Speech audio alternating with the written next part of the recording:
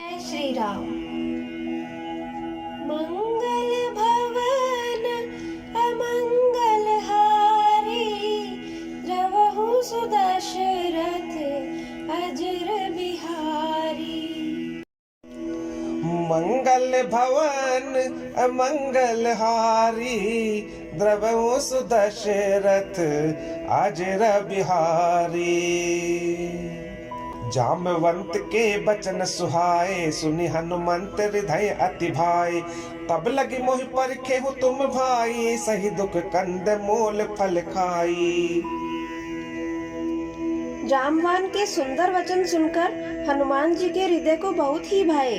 वे बोले, हे भाई, तुम लोग दुख सहकर कंदमूल फल खाकर तब तक मेरी राह देखना।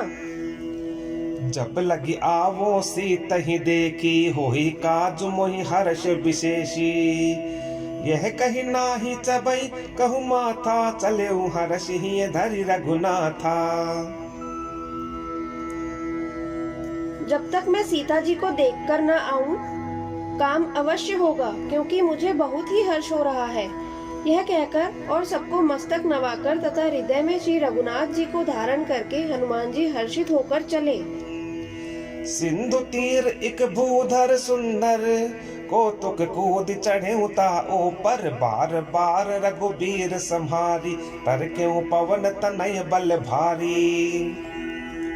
समुद्र के तीर पर एक सुंदर पर्वत था। हनुमान जी खेल से ही कूदकर उसके ऊपर जा चढ़े और बार बार श्री रघुवीर का स्मरण करके अत्यंत बलवान हनुमान जी उस पर से बड़े वेग से उछले। जेहि गिर चरण देहि हनुमंता, चले सुगा पाताल तुरंता। जिमि अमोघ रघुपति कर बाना, एहि भांति चले हनुमाना। जिस पर्वत पर हनुमान जी पैर रखकर चले, वह तुरंत ही पाताल में धंस गया। जैसे श्री रघुनाथ जी का अमोघ बाण चलता है, उसी तरह हनुमान जी चले। जल निधि रघुपति दूत बिचारी, तय मैनाक होहि श्रमहारी।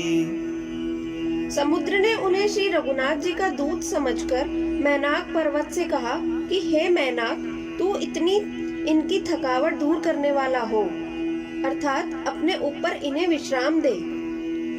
हनुमान तेहि परसा, कर पुन कीन्ह प्रणाम।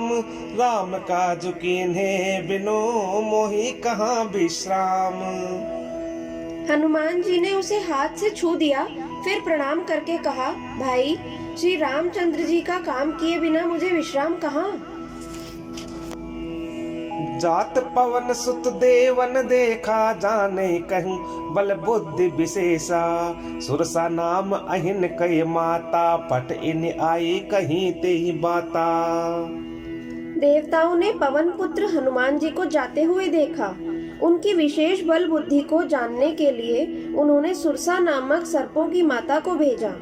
उसने आकर हनुमान जी से यह बात कही, आज सुरन मोहि दीन आहारा, सुनत बचन कह पवन कुमारा।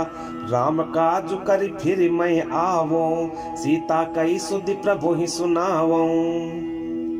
आज देवताओं ने मुझे भोजन दिया है। यह वचन सुनकर पवन कुमार हनुमान जी ने कहा, श्री राम जी का कार्य करके मैं लौट आऊं और सीता जी की खबर प्रभु को सुना दूं। तब तब पदन पैठी हूँ आई, सत्य कहूँ मोहि जान दिमाई। कवने जतन दे नहीं जाना, ग्रस सिन मोहि कहे हूँ हनुमाना।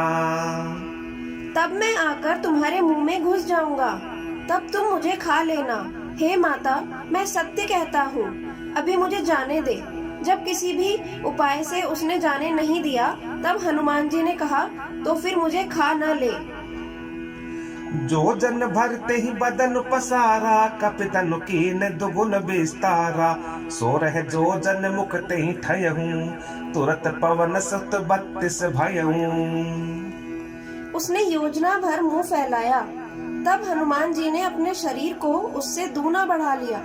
उसने 16 योजन का मुख किया। हनुमान जी तुरंत ही 32 योजन के हो गए।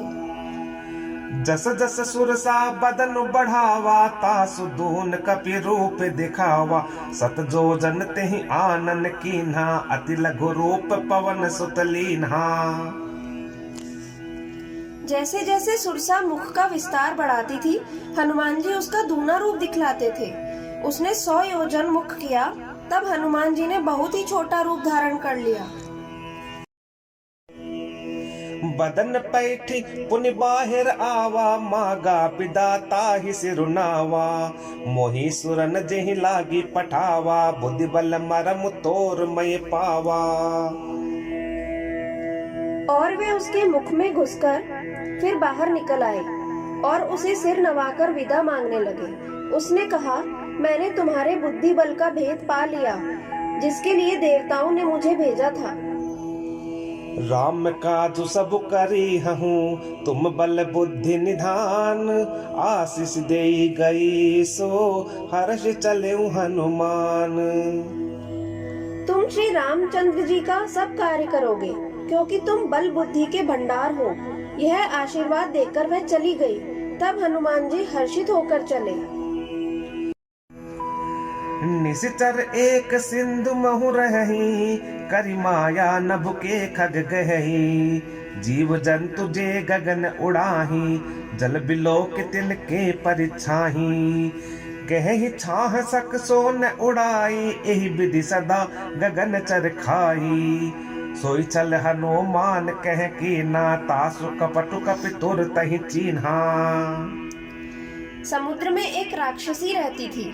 वह माया करके आकाश में उड़ते हुए पक्षियों को पकड़ लेती थी। आकाश में जो जीव जंतु उड़ा करते थे, वह जल में उनकी परछाई देखकर उस परछाई को पकड़ लेती थी, जिससे वे उड़ नहीं सकते थे और जल में गिर पड़ते थे। इस प्रकार वह सदा आकाश में उड़ने वाले जीवों को खाया करती थी। उसने वही छल हनुमान जी से भी किया। हनुमान जी ने तुरंत ही उसका कपट पहचान लिया। ताहि मारि मारुत सुत बीरा, बारिधि पार गयौ मति धीरा। तहाँ जाई देखी बन शोभा, गुंजत चंचरीक मधुलोभा। पवन पुत्र धीर बुद्धि वीर श्री हनुमान जी उसको मारकर समुद्र के पार गए। वहां जाकर उन्होंने वन की शोभा देखी। मधु के लोभ से भौरे गुंजार कर रहे थे। जय श्री राम।